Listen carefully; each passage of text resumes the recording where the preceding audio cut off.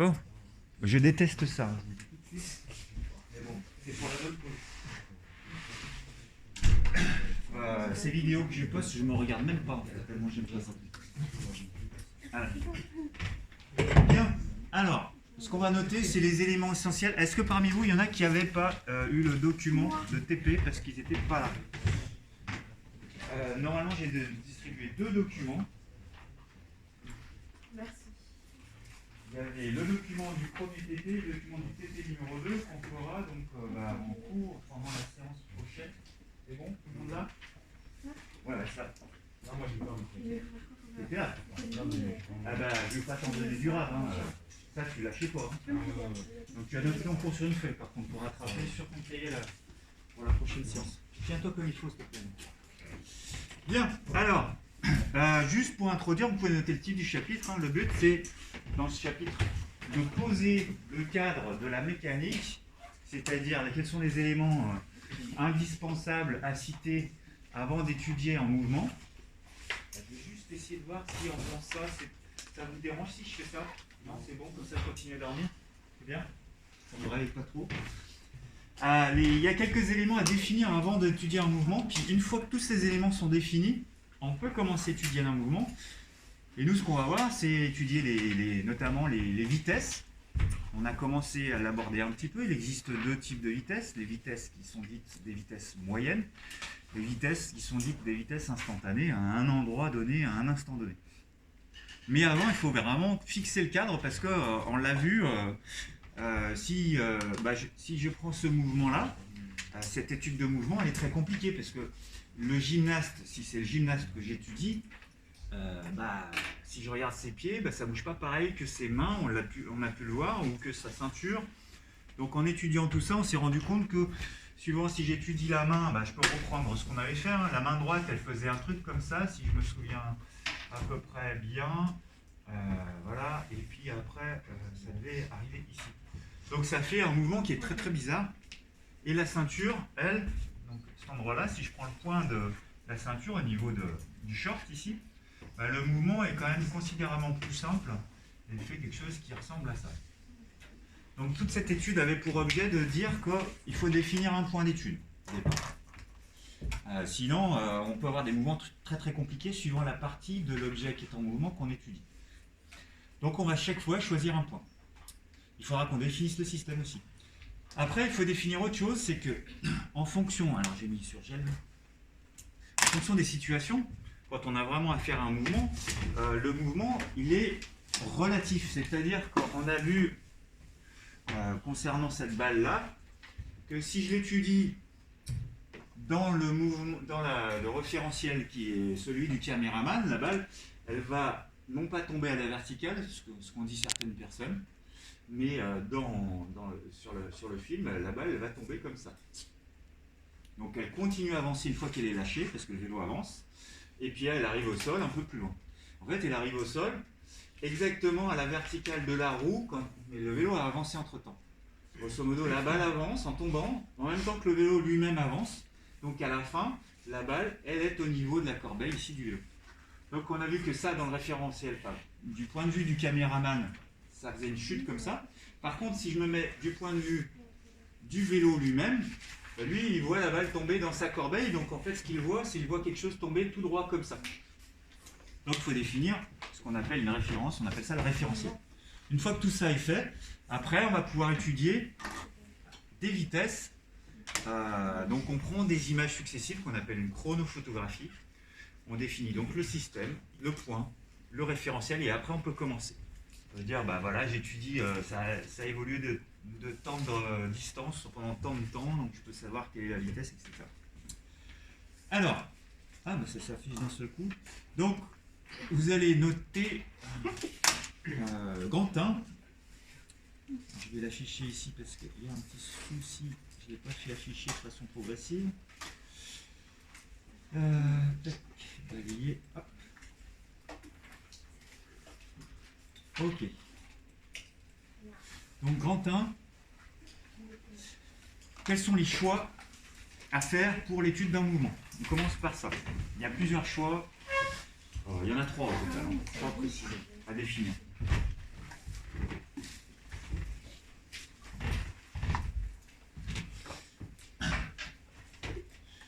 va maintenant, il ne fait pas trop sombre là-bas? Donc, quels sont les choix à faire pour l'étude d'un mouvement? La première chose à faire, c'est de dire, ben, je vais étudier quoi?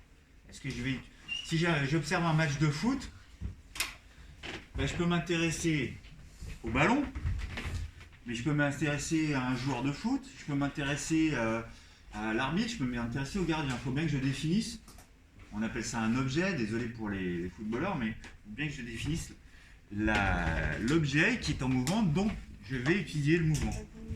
On appelle ça en mécanique comment un objet dont on étudie le mouvement? Alors ça va être l'objet par rapport auquel on considère le mouvement, le référentiel, mais l'objet dont on étudie le mouvement, on va appeler ça le système d'étude. C'est comme ça qu'on dit. Donc, avant toute chose, il convient de définir le système d'étude. Donc système, souvent on le note entre accolades comme ça. Parce que, notamment si on étudie les planètes, il y a plein de planètes, plein de satellites qui tournent par exemple autour de la Terre. Je peux étudier le mouvement de l'ISS, qui est de la Station Spatiale Internationale, mais je pourrais très bien étudier le mouvement d'un des satellites de SpaceX, je pourrais étudier le mouvement de la Lune, je pourrais étudier le mouvement de tout un tas de choses. Ça serait complètement différent. Ou le mouvement d'une comète, d'une météorite, il faut vraiment que je précise de quoi je parle et quel est le mouvement qui m'intéresse. Donc une fois que j'ai défini... Alors un système, c'est donc un objet, ou un ensemble d'objets, ça peut être un ensemble d'objets. Si je parle de l'ISS, l'ISS c'est la station, mais il y a des astronautes dedans, hein, il y a tous les panneaux solaires, il y a tout ce système-là. Donc c'est un objet ou un ensemble d'objets, d'ailleurs il faudra peut-être un S, dont on va étudier le mouvement.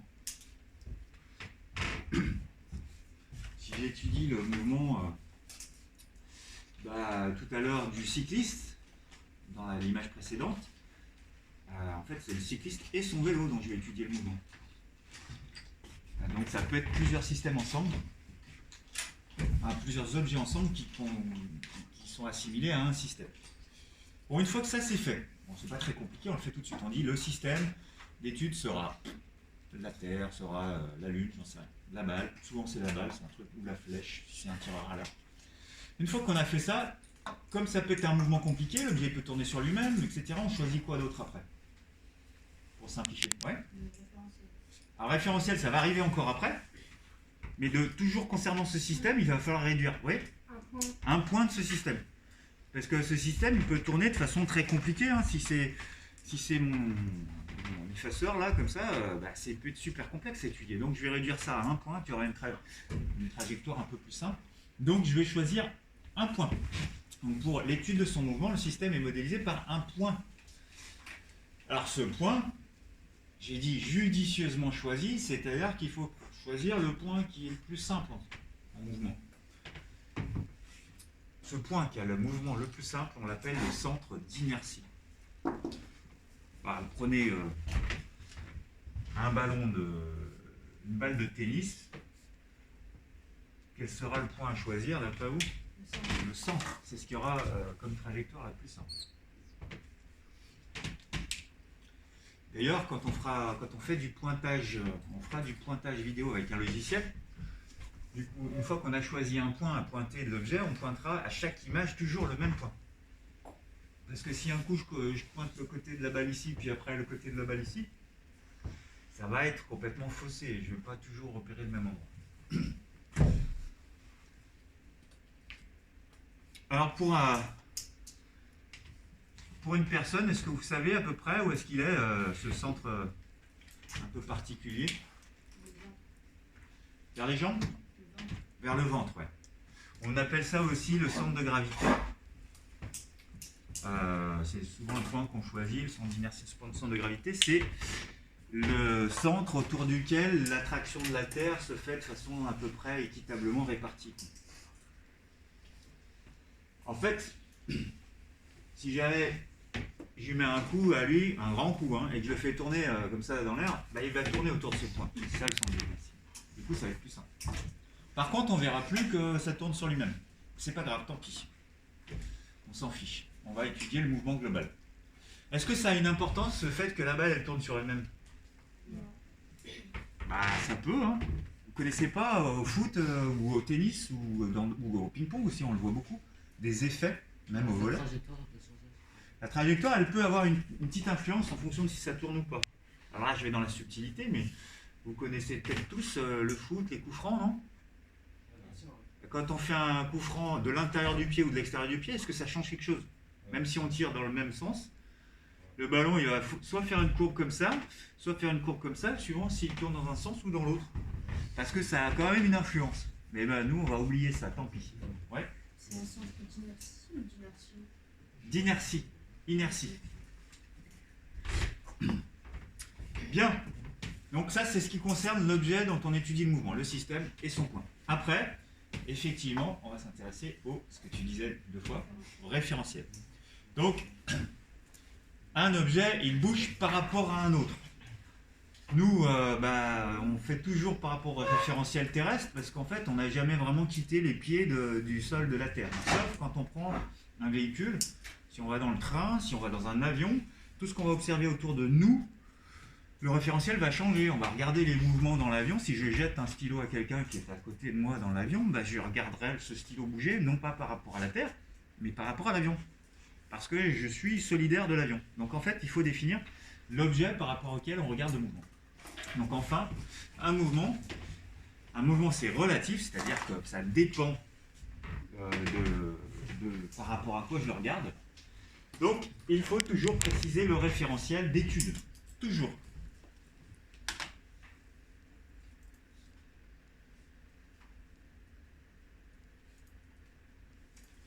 Le référentiel d'étude.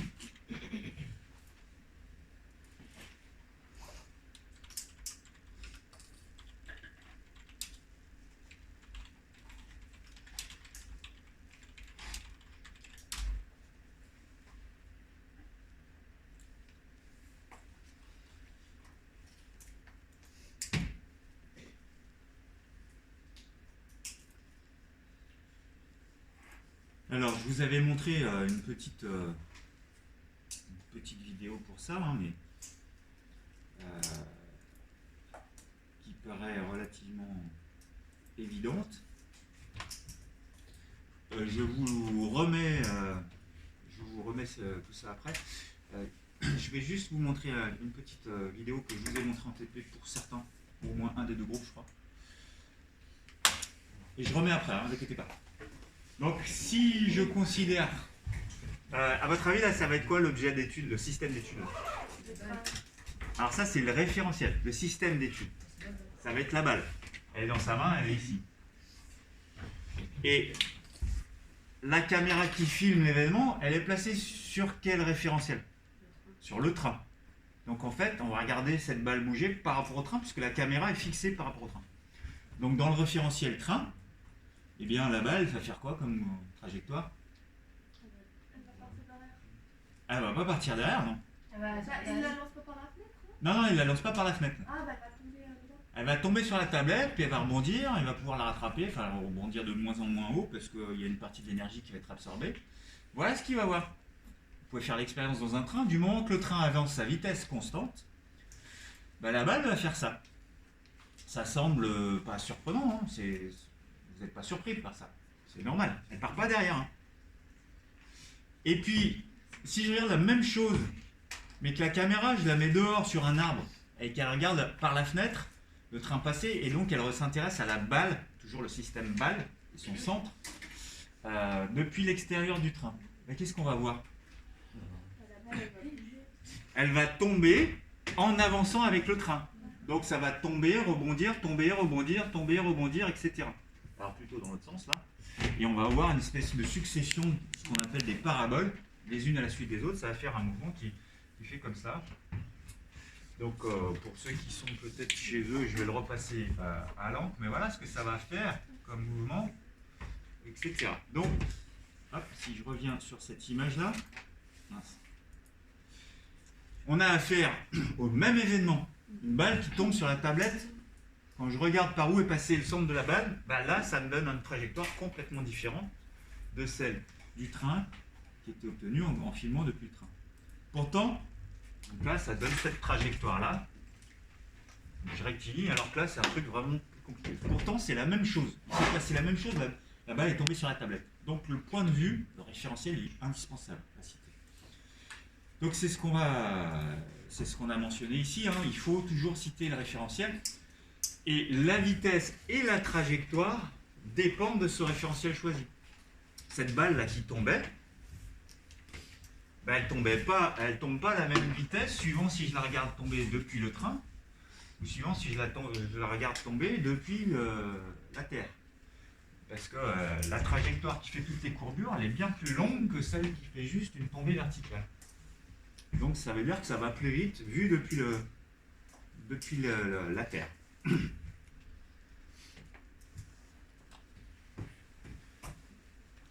Donc la vitesse et la trajectoire, ça dépend du référentiel choisi. Je peux vous dire qu'actuellement, vous êtes tous en train d'avancer à une vitesse excessivement élevée. Vous allez hyper vite, aussi vite que vous n'avez jamais imaginé. Pourquoi je dis ça? Ouais, on a. Parce que la Terre est tourne, et quand on est dessus, on tourne avec. Ouais, et c'est un mouvement qui est très complexe, hein. Vous êtes, pour simplifier, sur la planète Terre. Ici, allez, vous êtes là, dans la salle de classe, ici. La Terre, elle fait quoi? Elle tourne autour de quoi? Du Soleil, mais en plus, alors on va dire que vous êtes là. Mais de son centre aussi. Elle tourne autour de son centre, autour d'un axe en fait, hein.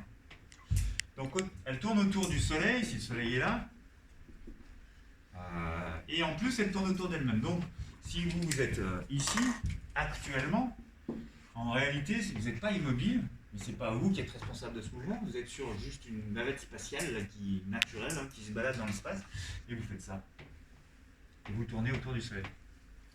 À très très haute vitesse. Vous ne vous rendez pas compte, vous n'avez pas les cheveux en arrière, parce que l'air qui nous entoure avance lui-même à cette vitesse. La Terre aussi, tout avance à cette vitesse, donc on ne s'en rend pas compte. Mais c'est encore plus compliqué que ça. Qui me dit que le Soleil ne bouge pas dans l'espace?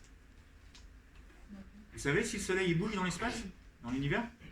La galaxie, Notre système solaire bouge dans notre galaxie, la Voie lactée, et notre Voie lactée, qui a encore un autre gros système, bouge lui-même par rapport aux autres galaxies.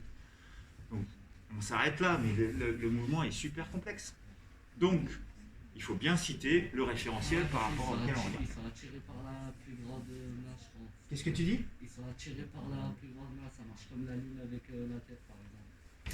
Oui, certains systèmes solaires vont peut-être être en rotation par rapport à d'autres systèmes qui sont plus massifs, comme si un système solaire pouvait jouer le rôle d'une planète à part entière qui tourne autour d'un truc plus gros. Tout s'influence. Ouais. C'est-à-dire, si quelqu'un va dans l'espace, il voit la Terre tourner. Si quelqu'un va dans l'espace, bien sûr qu'il voit la Terre tourner, évidemment, hein. Alors si on prend le cas du français Thomas Pesquet qui a beaucoup pris en photo la Terre, lui il la voit tourner sur elle-même, enfin, c'est lui qui tourne autour de la Terre, il la voit en même temps tourner sur elle-même, la Terre. Maintenant s'il va beaucoup plus loin, il va voir la Terre, pas de façon très rapide, hein, parce que ça prend 1 an pour faire un tour complet autour du Soleil, 24 heures pour faire un tour sur elle-même. Donc c'est pas flagrant, mais c'est un mouvement qui est lent. Maintenant, la dernière phrase, c'est remarque, au pluriel, la vitesse et la trajectoire dépendent du référentiel choisi. Et ça, c'est juste une animation pour moi. Donc, le référentiel le plus courant, pour nous, hein, on est des terriens, on n'y peut rien et j'espère que ça restera toujours comme ça, qu'on va toujours rester sur Terre. Et donc, notre référentiel à nous, le plus courant, c'est le référentiel terrestre. Donc, le plus régulièrement, on choisira le référentiel terrestre comme étant notre référentiel. Et on considérera que tout objet, alors cette dernière phrase, tout le monde est à cette dernière phrase, elle va s'afficher plus haut. Comme ça, on la voit mieux.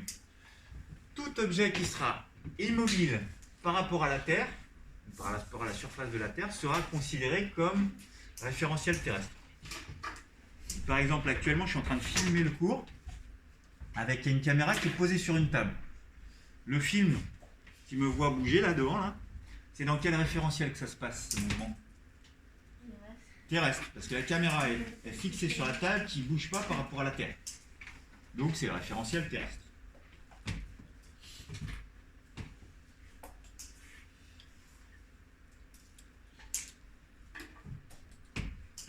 Alors on s'arrêtera là. J'ai pas mal détaillé, histoire de pas trop avancer pendant qu'il y a pas mal d'élèves absents.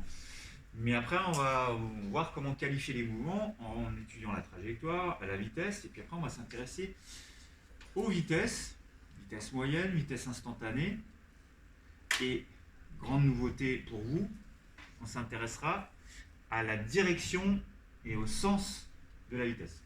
C'est-à-dire que moi, avancer comme ça, à 2 km/h, ou avancer comme ça, à 2 km/h, c'est pas la même chose. Je ne vais pas aller au même endroit. Et donc, pour pouvoir caractériser cette différence, on fait des flèches. Et en mathématiques, est-ce que vous avez déjà vu comment ça s'appelle des flèches? C'est un objet, ouais, des vecteurs. Donc, en fait, une vitesse, pour pouvoir caractériser le sens dans lequel elle va et puis de la direction, il va falloir que je la modélise par un vecteur. On appellera ça un vecteur vitesse. Mais ça, on verra ça la semaine prochaine. Donc, une fois que vous avez noté le cours, vous rangez vos affaires, prenez un brouillon, une calculatrice, et puis, ouais, une calculatrice, et puis ça suffira. Bah, tu feras 100, hein. Moi je pourrais te prêter la mienne si tu es la seule. Je vais arrêter la vidéo.